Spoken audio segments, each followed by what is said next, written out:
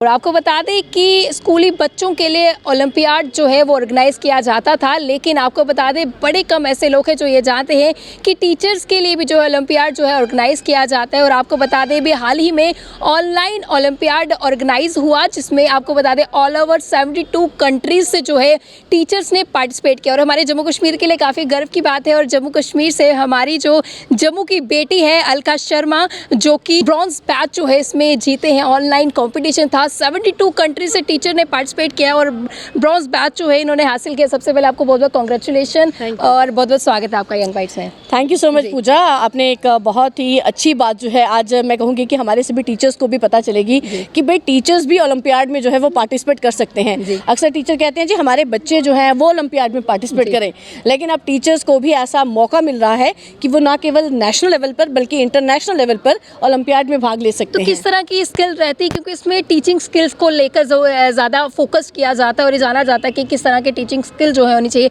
तो किस तरह का ये ऑर्गेनाइज हुआ था, ऑनलाइन कंपटीशन था, तो क्या कुछ आप इसको लेकर कहेंगे, ये कौन ऑर्गेनाइज कराता है, कब से हुआ है? जी, ये जो इंटरनेशनल टीचर ओलंपियाड है ये सुरासा ने करवाया था ऑर्गेनाइज।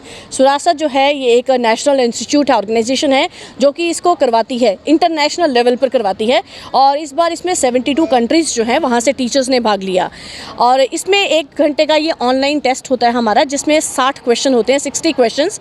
ये सारे क्वेश्चन जो है ऑब्जेक्टिव टाइप होते हैं, लेकिन इसमें जिस चीज़ को एम्फेसाइज किया जाता है क्योंकि ये टीचर से संबंधित है, तो इसमें टीचर के जो पैडागॉजिकल स्किल्स हैं उस पर बेस्ड क्वेश्चंस होते हैं। फिर टीचर का एप्टीट्यूड कैसा है उस पर क्वेश्चंस होते हैं। फिर टीचर जो है बच्चे की क्लास हैंडलिंग कैसे करता है, क्लासरूम सिचुएशन जो है, क्लासरूम प्रॉब्लम्स जो है उसको टीचर कैसे डील करता है, ये उससे रिलेटेड थी। ये जो होती है टीचर के ना केवल एटीट्यूड बल्कि एप्टीट्यूड, उसके साथ साथ टीचर की कैपेसिटी, कैपेबिलिटी जो है, टीचर की मेंटल हेल्थ और वो बच्चों की मेंटल हेल्थ को, उनकी साइकोलॉजी को किस तरह से समझता है, ये उस पर भी आधारित रहता है। सो ये अगर हम 60 क्वेश्चंस की बात करते हैं तो ये 6 जो है डिफरेंट स्किल्स जो हैं उन पर बेस्ड होता है। और उसी बेस्ड पर हम कहेंगे कि बहुत से, और इनके जो आंसर्स होते हैं ना, जब आप हर एक ऑब्जेक्टिव के आंसर को पढ़ते हैं तो ऐसा लगता है कि ये आंसर सही है, ये आंसर सही है। और वहीं पर एक्चुअली देखा जाता है कि एक टीचर का अपने बच्चों के साथ जो है कितना उसकी नज़दीकियाँ हैं, वो बच्चों को किस तरह परसीव करता है,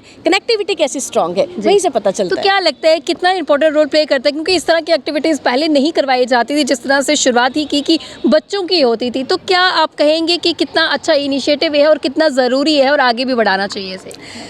ये इनिशिएटिव मुझे लगता है बहुत ही बढ़िया है, क्योंकि इसमें भाग लेने के बाद जो मुझे पर्सनली फील हुआ है वो ये है कि हमसे भी बहुत अच्छे अच्छे टीचर्स जो हैं दुनिया में है।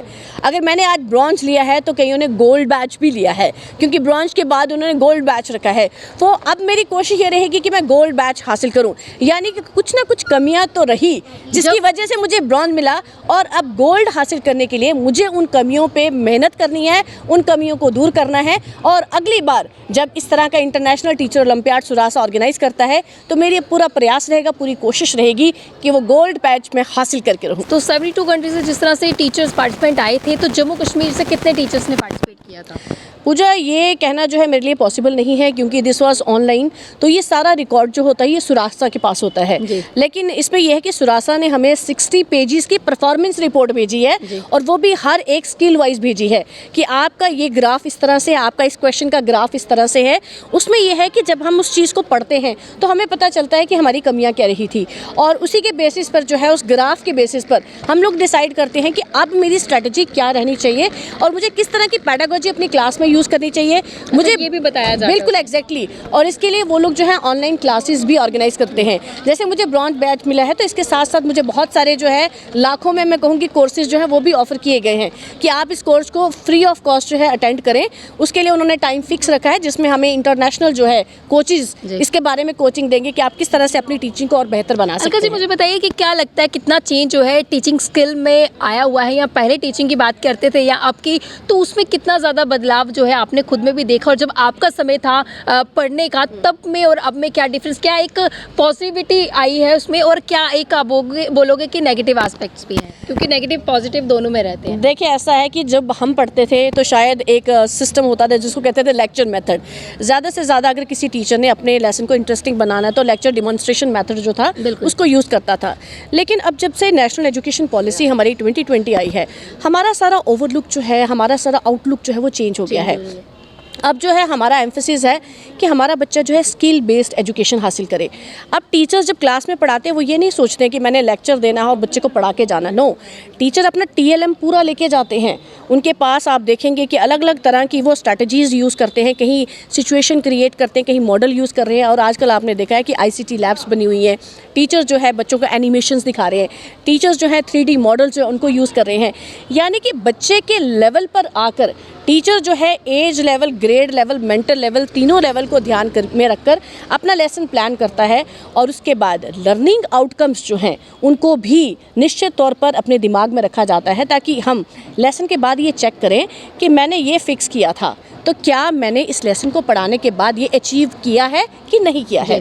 सो ये एक बहुत बड़ी चेंज है। कमियां खामियां कहाँ रहती हैं, क्योंकि जहाँ पर आपको बताया जाता है कि जो आपने अच्छा परफॉर्म किया, जो अच्छा जवाब वहाँ पर दिया है वो तो आप जानते हैं, लेकिन आपको क्या लगा कि कहाँ पर कमियां खामियां रही जो जिसको फिलअप करने की जरूरत। जिस तरह से आपने बोला कि नेक्स्ट मुझे गोल्ड लेना ही लेना है, या आपने बिल्कुल अपना वो माइंड सेट कर लिया है, तो आपको क्या लगा कि कहाँ पर चेंजेस लाने की ज़रूरत है?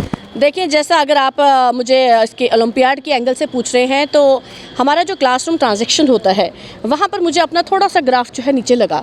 तो मेरी पूरी कोशिश रहेगी कि अब मैं जो क्लासरूम ट्रांजैक्शन अपने बच्चों के साथ करती हूँ उसको और अधिक बेहतर बनाऊँ, और जो उन्होंने हमें पॉइंट्स दिए हैं, टिप्स दिए हैं, उनको दिमाग में रखूँ। और फिर मैं देखूँ कि बेसिकली जब आप क्लास में जाके वो सब इम्प्लीमेंट करते हैं तो प्रैक्टिकली उसका आउटकम जो है हमारे पास क्या आता है। जी। तो हो सकता है उससे ना केवल हमारे बच्चों को लाभ हो बल्कि हमें भी बहुत फ़ायदा हो। तो क्या एक मैसेज सभी टीचर्स के लिए रहने वाला है आपकी तरफ से? मेरा सभी टीचर्स को यही मैसेज है कि जिस तरह से मैंने इंटरनेशनल टीचर ओलंपियाड में भाग लिया, आप लोग भी इसमें भाग लीजिए, इसके लिए तैयारी कीजिए। और समय रहते अगर आप इसमें भाग लेते हैं तो आपको भी जानने का मौका मिलेगा कि किस तरह से आप अपने अध्यापन कार्य को और अधिक बेहतर बना सकते हैं। अच्छे अध्यापक बनना हर एक टीचर की पहचान होती है।